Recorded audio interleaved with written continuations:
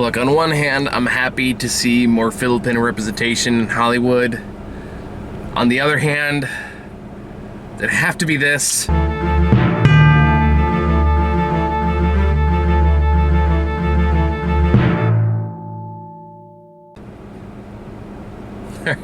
Hey guys, so just me today. This was a case where everyone was busy, and it's one of those cases of like I debated on whether or not to see this, but then I had thoughts like, we missed Paws of Fury because I was out in San Diego, and I need to pad out my worst list this year. So all right, we'll see the unfunny comedy made by the unfunny comedian.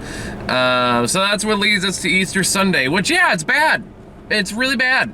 I don't really know what I was expecting. I guess this thing has like a 47 Rotten Tomatoes, so I was kind of hoping, or like be pleasantly surprised, but at least maybe get a couple laughs out of it. No, that didn't happen. This is definitely one of those cases where I'm kind of conflicted, because on one hand, I was like, again, Filipino representation in Hollywood, mostly Filipino cast. That's cool. I'm down for that. Like mostly people, cast made of mostly people of color, but it's just such a painfully unfunny slog of a film that feels like a bad vanity project from a guy who just thinks he's funnier than he is, or at the very least, he's one of those comedians who thinks his style of comedy is going to translate well to screen, and it just doesn't.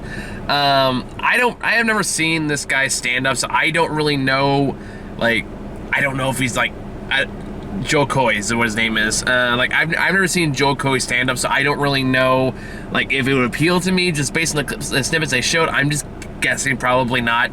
But what you have here is a case where there just doesn't feel like there's a lot of actual jokes.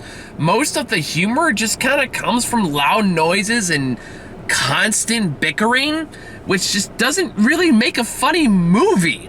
And I don't want to speak to how the Filipino families are represented here, because I'm gonna be straight with you. I don't know enough about that culture to make any kind of valid arguments on that front. I'm not gonna comment on that. I will trust actual Filipino reviewers or critics to have a better judgment in that case. I just know for me, none of this really worked. This is one of those rare cases where I was towards the back of the theater, so I was I could take my phone out and I could take notes. So I took a lot of notes as I was writing, as watching this, 'cause I just wanted something to do. Honestly, this is an hour and a half. It's a long hour and a half. So the basic plot of the movie is that Joe Coy plays this stand-up comedian named Joe Valencia, I think his name he call him with, who has this his wannabe actor who is in this beer commercial where his tagline was "Let's get this party started," which somehow is coined as his catchphrase, despite the fact that that existed well before him. But whatever, I'm gonna let that go. They're bigger fish to fry. But he's trying to get on this show, this multi-camera sitcom.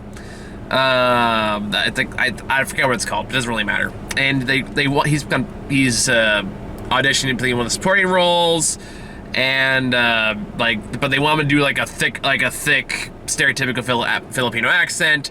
He kind of pushes back on that. That becomes a whole plot through the thread, which is okay, cool. I'm actually okay with this.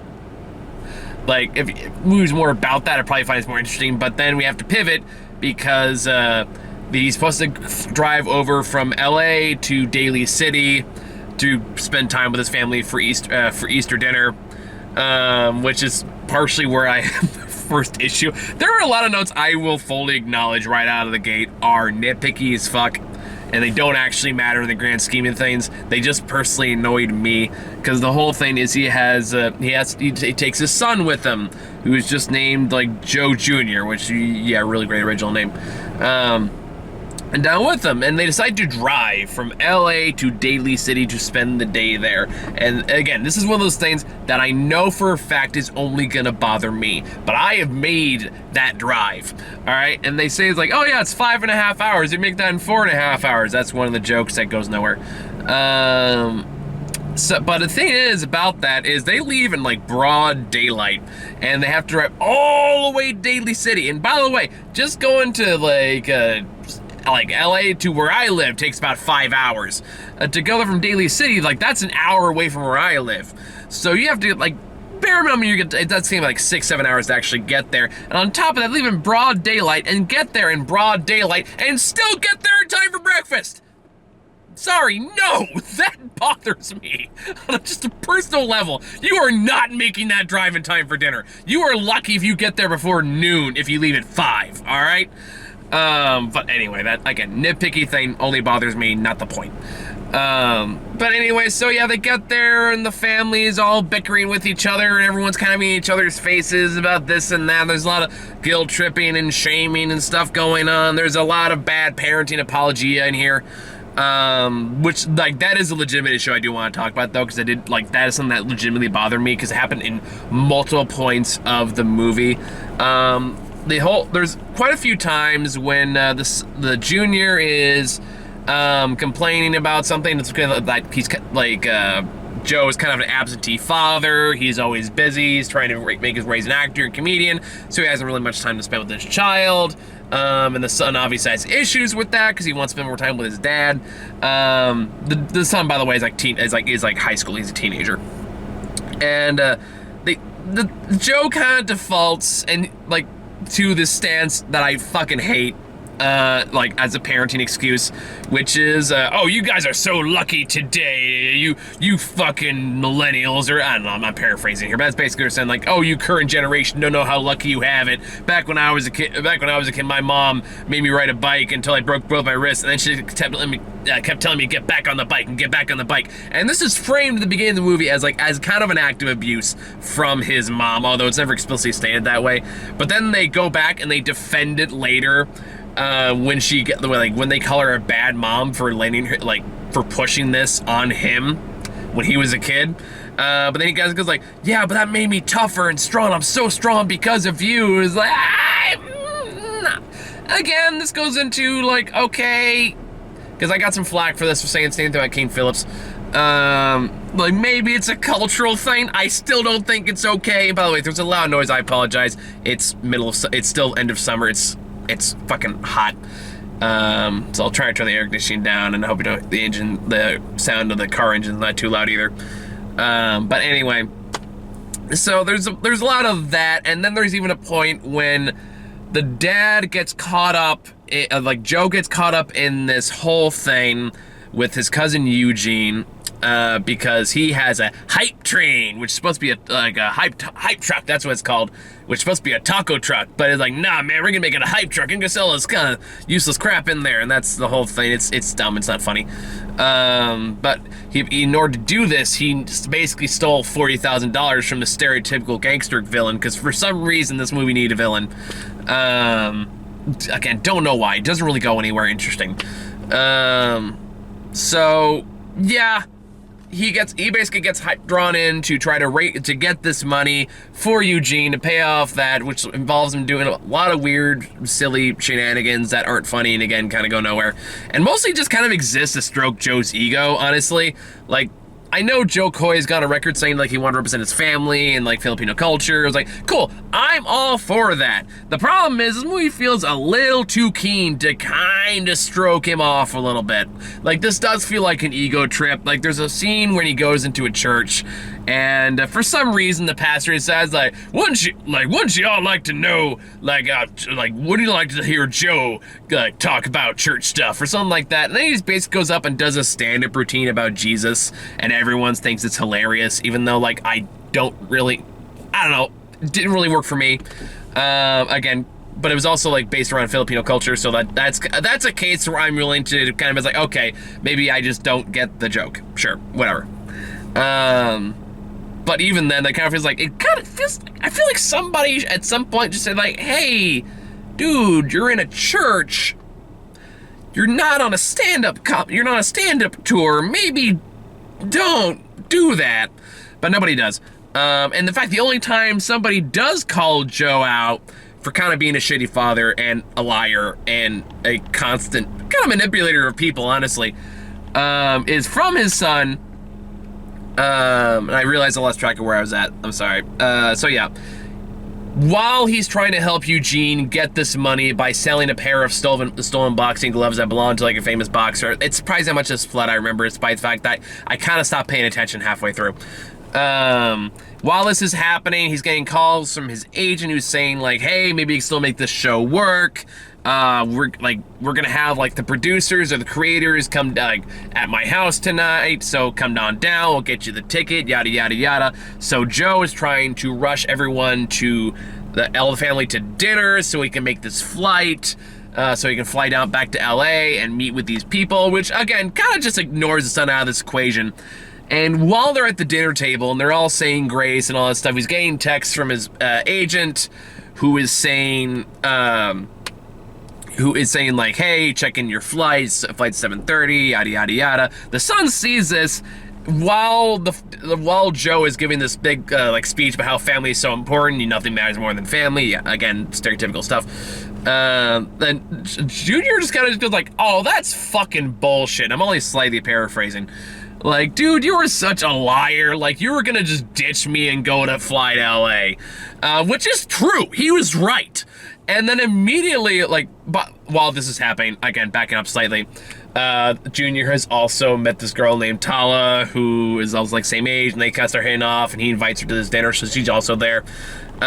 So he kind of storms off. And honestly, he's kind of got a point. Like, they haven't shown Joe as, like, an overtly bad father, but they haven't really shown him as a good father either, so there's really not a lot of reason to take Joe's side on this, but the movie clearly wants you to, because immediately after this, like, Tala kind of just goes like, whoa, dude, we don't talk to our parents like that, like, which, again, cultural thing, I'm gonna take that, like, I'm assuming that's a cultural thing. So she kind of chases after him and says like, hey, basically stop being a little bitch, you sound like a little baby, basically belittling him for calling out valid fucking issues with his dad. So I don't know, I feel weird when that stuff kind of comes out, because it feels like, cultural or not, like, you shouldn't just excuse bad parenting because you just don't culturally do that. And I get, as Whitey, it's really not my place to say. But I don't know. I know I've gone on record many times and on this show to explain just my current relationship with my family is not good, and I do not in any way hold that like blood is thicker than water thing. I think that's horseshit. So whenever I see movies like this, just actively promoting like, hey, family is family and you need to love them no matter what, is just kind of a catch-all to just excuse whatever shitty behavior your family kind of does. And this movie has a lot of that in there, because nobody's a good person in this family. Everyone's kind of shitty. Everyone's shitty to each other. There's really not a lot of reason to believe anyone loves each other. This is not a good family. There's no reason to believe, like, root for anyone here. So the really only case you even close to rooting for them at the end is because, well, they're family, and the family just sticks together. That's what family does, and that's just such a modern toxic mind, like, frame of mind to have. In my opinion, and I know that gets complicated between cultures, or even like not even just cultures, just different families in general. So like if I'm like way out of line, feel free to like drop your own opinions in the comments, but I don't know. I've always been the mind of like, I don't know, if your family member is being shitty, you should feel okay to call them out for being shitty, because they probably fucking deserve it. I don't know. I think, and this is one of my more controversial opinions, I think that if you're a parent and you've raised your child to adulthood and that adult child no longer wants to speak to you or be around you or anything like that, in a certain way, like, you don't just get to throw away the parent's part in that. It's not fair to blame the child for being upset about what the parents did. That's bullshit. This movie has a lot of that, and that fucking bothers me. And it's bothering me the more I talk about it. Yeah, I did not like it. And that's on top, like, that's a legitimate issue as opposed to a lot of the nitpicky shit that I put on here. There's a lot of other crap in here, like Tiffany Haddish, or Hadish, I don't know how you say her name, is in here too, and she's fucking obnoxious. She just goes in there and just vamps for 10 minutes and then leaves, and none of it's funny. I don't think I laughed one time during this entire comedy. I don't really get what I was supposed to laugh at. And I just feel like the acting's not great. Joe Coy is not a very good actor. He kind of defaults to like one of two faces where it's just kind of like, huh? Huh? Or, huh? Like kind of one of those like overacting faces when the guy just doesn't have a lot of talent or like actual facial expression to move on back from.